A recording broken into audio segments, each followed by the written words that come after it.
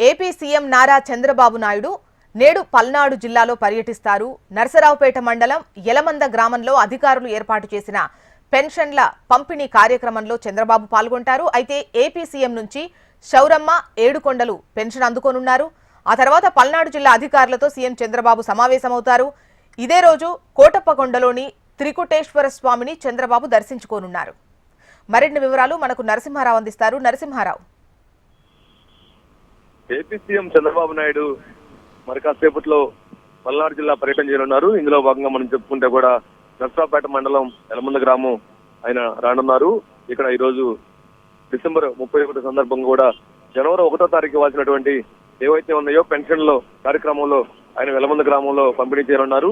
అంతేకాకుండా కూడా ఆయన చేతుల మీద కూడా పెన్షన్ ఇవ్వనున్నారు. ఇదే గ్రామానికి చెందినటువంటి శౌరమ్మ వేడికొండలకు ఈరోజు ఇక్కడ ఆయన పెన్షన్ పంపిణీ చేయనున్నారు.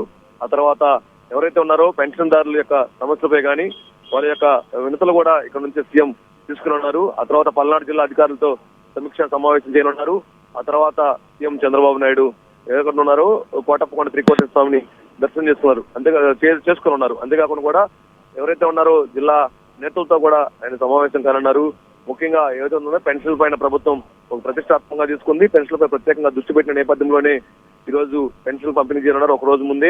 అంతేకాకుండా కూడా సీఎంతో పాటు జిల్లా అధికారులు కానీ జిల్లా మంత్రులు కానీ పాల్గొన్నారు. సో మొత్తంగా మనం చూస్తే మాత్రం మరి కాసేపట్లో సీఎం చంద్రబాబు నాయుడు ఉండవల్లి నివాసం నుంచి నేరుగా నర్సరావుపేటలోనే యలమంద గ్రామం హెలిప్యాడ్కి చేరుకున్నారు.